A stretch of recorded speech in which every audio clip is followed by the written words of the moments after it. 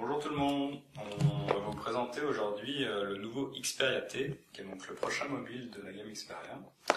C'est un mobile qui va sortir à la fin du mois de septembre, donc vous avez les premiers exemplaires qui sont dispo en pack opérateur. Niveau packaging, on a quelque chose qui est beaucoup plus réduit que sur les anciens modèles, c'est plus compact. On va aller récupérer le smartphone, c'est ce qui nous intéresse. Donc voilà le Xperia T. Là vous avez un modèle en blanc.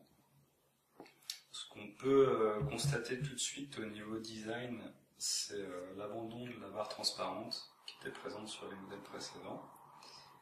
Et vous avez un retour au design des Xperia Arc et Arc S, pour ceux qui s'en souviennent, avec un dos qui est légèrement bombé. Ce qui fait que là on est sur un mobile avec une grande dalle, vu que c'est du 4.6 pouces, là où un S est en 4.3 pouces. Mais malgré tout, avec le fait que vous ayez un écran un petit peu biseauté comme ça, et plus le dos bombé, et le fait qu'il soit plus léger aussi qu'un S, ça fait qu'on a bien en main.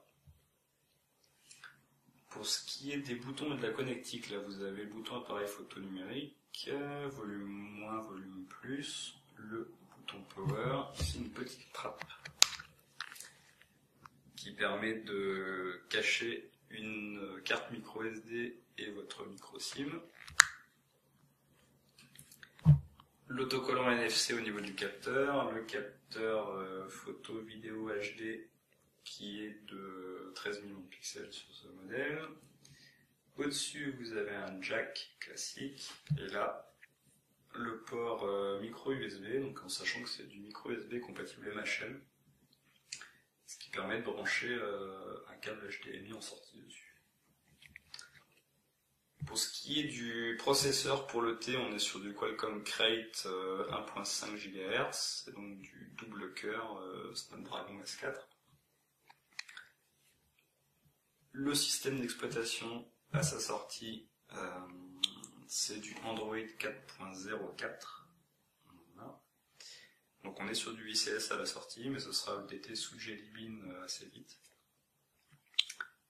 Pour ce qui est des petites modifications, tout à l'heure on a vu au niveau de la barre de slide, vous avez directement les raccourcis son plus Bluetooth, plus Wi-Fi, plus data. Donc c'est un truc qu'on nous avait pas mal demandé sur les versions précédentes. Le gestionnaire des tâches a été complètement revu. On a l'ajout de ce qu'on appelle maintenant des micros-applications.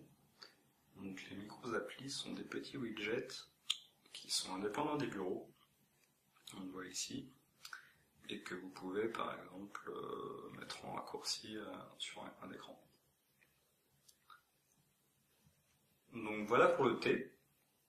C'était une présentation rapide, mais si vous avez des questions, il ne faut surtout pas hésiter à nous les poser en commentaire, on sera un plaisir de vous répondre.